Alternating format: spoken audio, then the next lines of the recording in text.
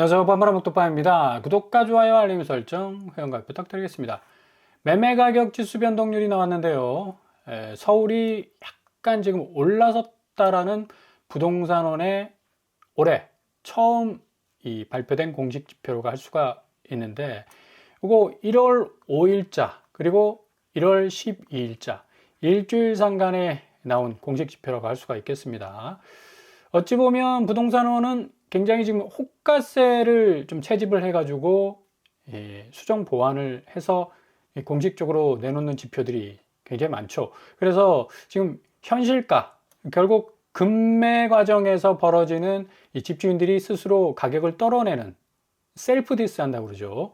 결국 가격 단가를 좀 낮춰야지만이 매수자들이 그래도 쉽게 진입할 수 있는 허들이 낮아질 수가 있는데, 이 부분에 대해서 조금 아쉬운 부분들이 있죠. 그래서 상당히 좀 집값 지표가 딜레이 되는 거 아니냐, 그리고 현장의 어떤 가격 수위와 조금 차이가 있는 거 아니냐, 그런 많은 논란들이 있습니다. 아무튼 간에 매매 가격 지수 변동률이 지금 뭐 언론에서 말하는 것처럼 엄청난 불장의 형태로 우상향 궤적으로 갈 것이다 라는 사실은 공식 지표에서도 아직 나타나고 있지 않습니다.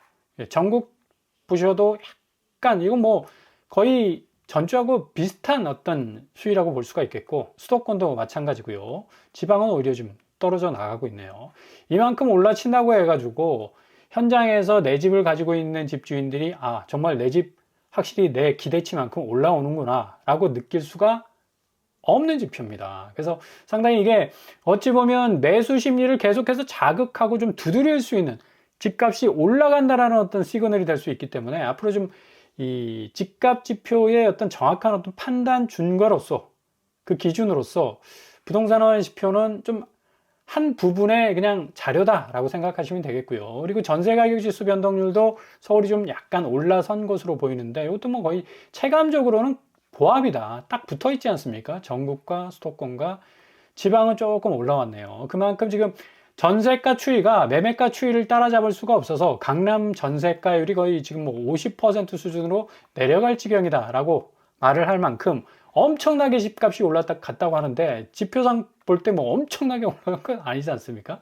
그만큼 지금 현실적으로 현장에서 피부에 와닿는 이 집값 거래 가격대와 지금 공식적인 지표로 나오는 이 가격대는 엄연한 딜레이 현상이 있다라고 말씀을 드릴 수가 있겠고, 이 서울의 일일 아파트 거래량을 보셔도 지금 241건으로 그치고 있죠. 인구 1,000만이 살고 있는, 정말 서울 돌아다니다 보면 뭐 아파트밖에 더 보이겠습니까? 그만큼 모든 입지에 아파트가 다 들어서 있는데 200건 상당의 거래가 이루어졌다는 얘기는 굉장히 충격적인 어떤 거래 상황으로 비추어질 수 있는 거고요. 이렇게 거래가 줄다 보니까 거의 14억 가까이 했던 아파트 평균 거래 금액이 지금 10억 순으로 지금 내려와 있죠.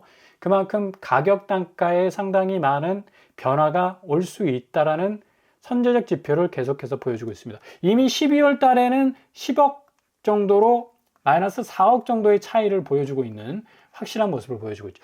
이런 이 서울시에서 나오는 그날 업데이트되는 지금 집값 추이와 지금 부동산원에서 내놓는 매매 가격 지수 변동률하고는 굉장히 피부로 느끼기에도 차이가 있다는 걸 고스란히 볼 수가 있습니다. 평균 거래 금액이 이렇게 마이너스 4억 정도 차이가 있는데, 공식 지표는 오히려 상승률이 조금씩 더 올라가고 있다고 얘기를 하니까 뭐 혼돈이 생길 수밖에 없는 거죠.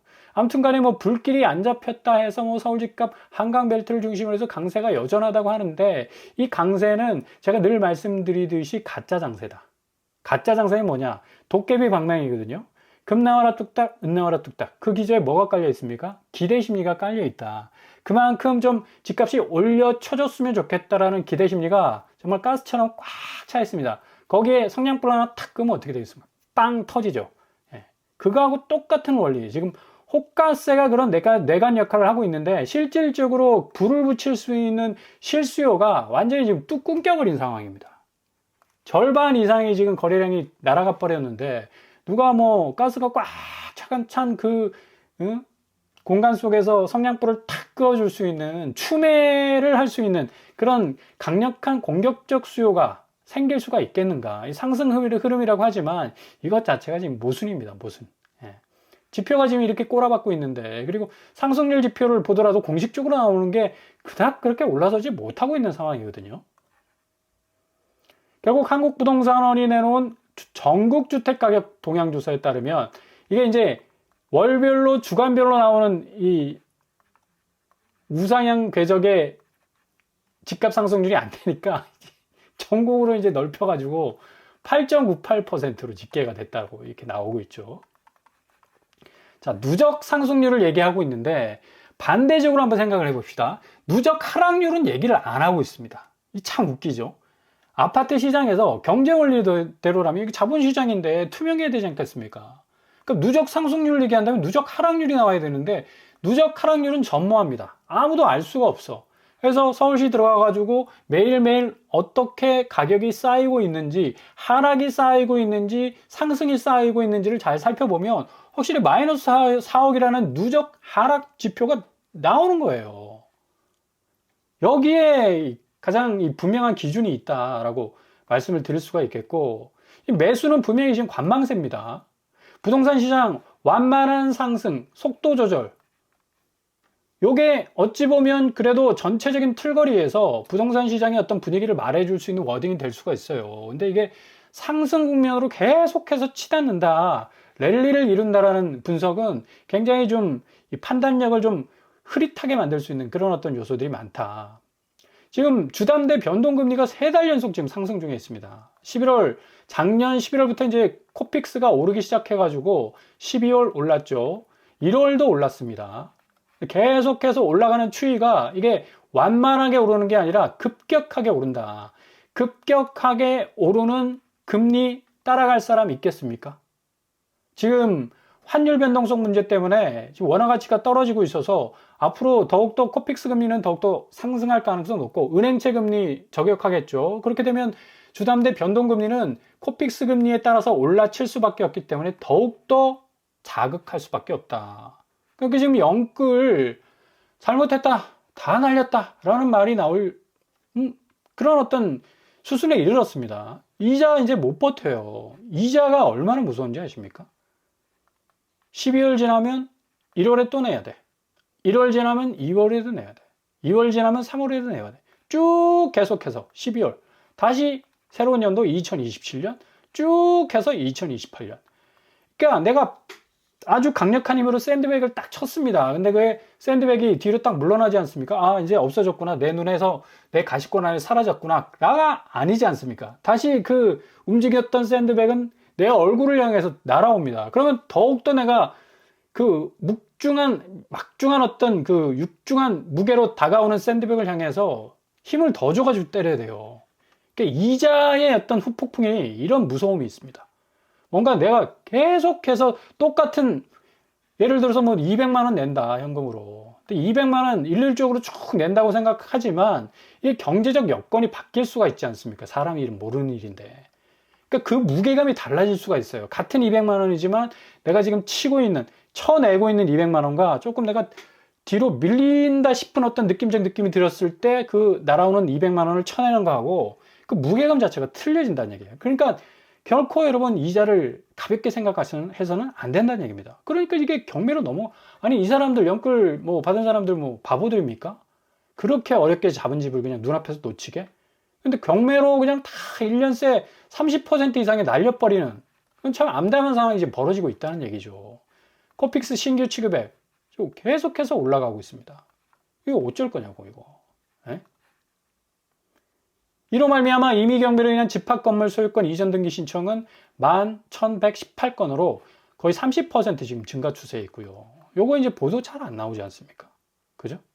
그만큼 지금 거의 벼랑 끝에 몰려 있는 게 무주택자, 뭐 벼락거지 될 거라는 엄청난 위협을 주면서 매수세들을 몰아가려고 하지만 실질적으로 벼랑 끝에 서 있는 사람은 무리해서 집을 산 사람들, 그리고 매달 돌아오는 뭐 육중한 어떤 이자의 무게를 감당해야 될 급하게 집 산 사람들이 더 문제란 얘기예요. 자, 연끌 수익률 70% 마이너스에 이르는 사람도 있습니다. 그만큼 레버리지의 위험이 크고요. 지금 예전처럼 그냥 내가 집을 사가지고 그냥 가만히 앉아 있으면 뭐 으쌰으쌰 하지 않았습니까? 부동산 분위기가. 일단 새 집을 사면 자연히 붙는 게 프리미엄이라고 생각했는데 이제 그 프리미엄 자체도 마피가 되고 있어요. 마피가. 마이너스 P가 되고 있다는 얘기예요. 이 마이너스 P가 딱 떠버리게 되면 이제 내가 내 돈으로 산 게 아니라 은행 돈으로 산 건데 이 레버리지 자체가 이제 흔들흔들 거리죠. 바위 밑에 이 레버리지 막대기를 딱 끼고 있는데 이거 들어 올리려니까 이게 안 되는 거라 뚝 부러지게 됩니다. 실제 사례 7년간 10억 아파트를 LTV 70%로 매수해서 시세 차익이 2배 이상 났더라도 2배 이상 났으면 어마무시하게 난 거죠. 근데 이자와 보유비를 합산하면 실질 수익률이 마이너스 69%까지 떨어질 수 있다는 계산이 나오고 있지 않습니까? 실질적으로. 그러니까 오르지 않으면 이거는 뭐 영락없는 마이너스가 될 수밖에 없는 거고요. 자, 이렇게 지금 계속해서 고금리 상황으로 가고 있는 그런 어떤 이 기저의 움직임, 달러 인덱스가 계속적으로 올라치고 있는 그런 모습이고, 지금 1480원, 밑에서 1440원, 뭐 50원, 뭐 왔다리 갔다리 하고 있지 않습니까? 이렇게 환율 변동성 자체가 계속해서 끊임없이 금리를 자극할 가능성이 높다. 지금 미국은 인플레이션이 어느 정도 좀 진정이 됐다라고 뭐 나름 분석을 해놓고 있지만 시장에서의 어떤 자국민들이 느끼는 물가 상황은 굉장히 살인적이다.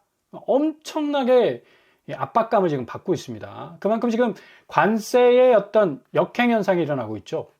상대적으로 좀 싼 가격을 선택할 수 있는 선택지가 없어져 버렸고 이제 비쌌던 자국의 생산품을 어쩔 수 없이 써야 되니까 그만큼 굉장히 관세의 어떤 무게는 국민들에게 전가될 가능성도 높고 지금 미국 소비자 물가지수 CPI가 지금 낮아졌다 하지만 이것도 공식 지표입니다. 뭐 3.0에서 뭐 2.7로 낮아졌다 하지만 결국에 가서는 이런 공식 지표들이 실제 물가 이 체감도를 낮추게 하는 게 아니란 얘기예요. 인플레 뭐 완화됐다고 하지만 이거 다 숫자 노름입니다. 숫자 노름. 결국 이제 페드가 앞으로 기준금리를 어떻게 운영하겠는지에 대한 여러 가지 어떤 기준점을 잡기 위한 어떤 기준표지 실질적으로 시장에서 느끼는 어떤 자국민들의 물가 체감도하고는 좀 별개다라고 말씀을 드릴 수가 있겠고 뭐 이러다 보니까 지금 미국 국채금리 지금 0.56까지 오르고 있고요. 3년물도 지금 3.5까지 지금 오르고 있습니다. 10년물이 4% 넘는다는 얘기는 결국 우리나라 주담대 금리를 직격할 가능성 높고 이 미국 국채 3년물은 단기채 아닙니까? 단기채는 계속해서 달러를 빨아들입니다. 달러 이 소비 속도가 굉장히 빠르죠. 빨리빨리 돌아가는 어떤 체계이기 때문에 그래서 달러를 많이 소비하기 때문에 더욱더 국채금리는 올라칠 수밖에 없는 그런 어떤 상황으로 가고 있고요. 아무튼 간에 미국 채권금리 상승의 핵심 원인은 인플레이션, 또 경기 회복, 재정 적자, 국채 공급 증가, 연준의 긴축 장기화 등등의 어떤 여러 가지 예상되는 어떤 요인들이 작용을 하고 있어서 채권금리를 끌어올리고 있지만 지금 이 그린란드 문제를 비롯해서 관세 부분이 상당히 지금 미국 자체로 그러니까 도끼를 꽉 힘을 줘가지고 나무를 베면 그 나무가 반대로 넘어져야 되는데 도끼를 찍는 사람 쪽으로 넘어져 버리면 그 무게를 어떻게 감당합니까? 그냥 나무에 깔려 버리는 거지. 그러니까 관세가 그런 역할을 지금 하고 있어요. 어찌 보면 계속해서 도끼는 찍고 있는데 자국 이익을 위해서 이쪽으로 넘어가야 될 애무가 이쪽으로 넘어가 버리면 자국민들이 다 깔릴 수밖에 없지 않습니까? 그러니까 이런 상황에서 과연 미 증시가 올해 20% 더 오를 수가 있을까라는 의문부호가 터질 수밖에 없고 지금 뭐 코스피가 세계 1위를 했습니다. 그만큼 지금 미국 증시의 어떤 수익률보다 더 큰 수익률을 가져다 준다라는 신호가 딱 떨어지면 뭐 집 나간 서학개미들도 다시 돌아올 판이라고 하니까 워낙에 지금 1월달 작년 12월부터 거의 2개월 연속 3개월 연속 보합권에 머물러 있거나 혹은 약세로 가고 있는 이 나스닥이 상당 부분 답답한 어떤 경색 국면을 맞이하고 있어서 대부분 지금 엄청난 불장의 효과를 보고 있는 코스피 코스닥 쪽으로 유턴할 가능성도 굉장히 높아져요. 그리고 일본의 장기금리 자체는 지금 제가 초반에 말씀드린 대로 국채금리를 자극해서 우리나라 지금 원화 가치 자체도 지금 떨어뜨리고 있는 상황으로 가고 있어서 상당히 지금 엔캐리 기준금리 인상을 일본 중앙은행에서 또 갑작스럽게 할 가능성도 높습니다. 일본의 기준금리 추이가 0.75까지 지금 올라섰는데 아마 0.25 다시 올릴 가능성이 높아요. 그렇게 되면 이제 1%대 이제 금리대로 올라서게 되죠. 이쯤 되면 이제 엔캐리 저렴한 엔화 써가지고 고부가가치의 금융 투자 했던 세력들, 자본 세력들이 이제 다 던질 가능성도 있다는 얘기예요. 그러니까 지난번 엔캐리에 대한 걱정은 그냥 넘어갔지만 이번에 다시 일본 중앙은행에서 기준금리 인상을 해버리면 또 양상은 좀 달라질 수가 있다. 반면에 지금 코스피 지수 추이, 코스피 역대 연속 상승일수를 보면 일본의 이런 금리 추세, 그리고 이로 말미암은 금융시장에 여러 가지 어떤 변동 요인들이 있는 반면에 코스피 시장은 굉장히 뭐 순풍에 돋다는 듯이 날아가고 있습니다. 거의 뭐 용구름이 자연스럽게 구름을 뚫고 올라가듯이 지금 진행이 되고 있는데 요 수수는 제가 보기에는 5,000피를 찍고 6,000피를 찍을 가능성이 높아요. 그래서 지금 시드머니를 부동산 쪽으로 겨냥하고 있는 분들은 조금 방향 전환을 하셔가지고 어차피 구축 시장, 아파트 시장은 내려가게 돼 있습니다. 신축은 되도록이면 뭐 거한 대출 일으켜서 들어가기에는 좀 굉장히 부담스러우니까 금리 후폭풍이 지금 제가 초반에 말씀드렸지 않습니까? 굉장히 어려운 국면이 펼쳐질 가능성이 높아서 서울의 구축도 굉장히 좋습니다. 그죠? 구축이면 어떻습니까? 구자만 붙었을 뿐이지. 아무튼 포인트를 좀 잘 찝어가지고 들어갈 수 있는 그 틈새가 생길 수가 있다. 그 기다리는 시간에 자기의 시드머니를 모아서 금융시장에 투자를 한다면 또 시드머니도 확보하고 나름 내가 낮아진 집값 허들을 넘어갈 수 있는 기회도 만들어 나갈 수가 있다는 얘기예요. 초창기에 뭐 기관들이 좀 코스피 부양시키기 위해서 많은 어떤 자금들을 쏟아부었는데 오히려 이제 외국인들이 좀 많이 들어오고 있고요. 지금 코스닥이 코스피보다 상당 부분 좀 경쟁력이 뒤처져 있으니까 150조 원 규모로 국민펀드를 이제 조성을 하게 되죠. 이게 이제 본격적으로 이번 달 말에서 다음 달에 출범을 하게 되면 40% 소득공제까지도 이제 여기에 투자하는 사람은 해준다라는 법안까지도 지금 마련이 됐습니다. 그래서 상당히 좀 공격적으로 지금 나가고 있는 걸 볼 수가 있죠. 아무튼 뭐 대통령도 코스닥 부분에 대해서는 상당 부분 지금 신경을 쓸 가능성이 높기 때문에 금융시장은 더 다변화된, 더욱더 발전된, 확대된 어떤 모든 규제를 철폐하고 좀 규제 프리존에서 이 자본시장이 더 커나갈 가능성이 높습니다. 부동산 시장이 지금 반대고 25개, 12개 지역, 서울권, 경기도권 너나 나나 할 것 없이 꽉 묶여있는 3중 규제로 조정지역, 투기과열지역, 토지거래허가구역 이거 쉽게 해제 안 될 겁니다. 올해 6월 전까지는 절대 해제 안 될 겁니다. 그렇기 때문에 좀 잘 살펴보시면서 부동산 시장을 좀 관망할 필요가 있다. 그래서 서울 지금 뭐 1,101건 거래량 완전히 줄었죠. 반드시 이 쪼그라든 거래량은 거래가를 끌어당길 거고 촘촘하게 이렇게 그물처럼 펴놓은 조정대상 지역, 투기과열 지역, 그리고 토제 부분은 앞으로 집값 부분에 있어서 상승세를 확실히 꺾는 그런 어떤 규제로 작용할 가능성이 높죠. 하락폭이 부동산 조정기가 오면 한 40% 정도 하락할 가능성도 있다라는 전망도 나와서 앞으로 상반기를 지나서 이 2분기, 3분기 접어들면 본격적인 다주택자들의 매물 출회 현상과 함께 투매 현상, 가격을 던지면서 나오는 그런 어떤 이 엄청난 본물 터지는 양상이 진행이 될 수 있겠고요. 거래량 자체가 줄어버리니까 거래 금액 역시도 뭐 45조에서 42조로 확 줄어버렸죠. 그만큼 지금 현실적인 내고 단계에서의 어떤 금매 거래 현황을 보시면 노원구가 지금 뭐 3억 이상 계속 떨어져 나가고 있고 성동구 트리마제가 4억 하락하고 있고요. 강동구 삼익 세라믹 2억 1천만 원, 강서구 부영 아파트 2억 3천만 원, 그리고 광진구 2억, 강서구 2억 3천, 금천구 롯데캐슬 2억, 구로구 한양수자인 에듀힐스 3억 5천 정도 떨어지고 있습니다. 이게 이제 12월 달 이 지표가 나오면서 이제 1월로 점점 접어들면서 떨어지는 파이가, 그러니까 상승 누적도는 말은 하고 있지만 하락 누적도는 말은 안 하고 있다고 제가 말씀드렸습니다. 이거 보시려면 서울시에서 운영하는 부동산 지표가 있습니다. 그거 들어가셔서 매일매일 확인해 보시면 하락 누적도를 분명히 캐치를 해볼 수가 있어요. 그래서 이런 부분들을 좀 잘 살펴보신다면 이 분명한 어떤 이 하락 지점, 포인트들을 잡아낼 수가 있을 겁니다. 그래서 이모저모 좀 잘 살피시면서 조심조심 접근하신다면 굉장히 좋은 기회 분명히 잡으실 수 있을 겁니다.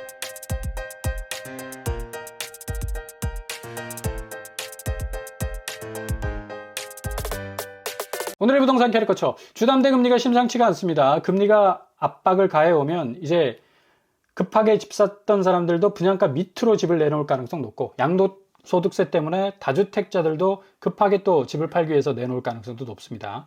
이러면 또 허점이 생기고 틈새가 생기고 우회로가 생긴다는 얘기죠.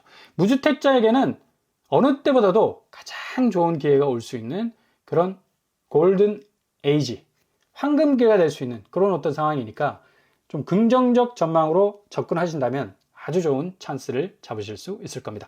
오늘도 응원합니다. 항상 여러분의 길이 꽃길만 되실 수 있길 바랍니다. 이상은 오빠브라묵 두판을 마치겠습니다. 구독과 좋아요 부탁드립니다. 감사합니다.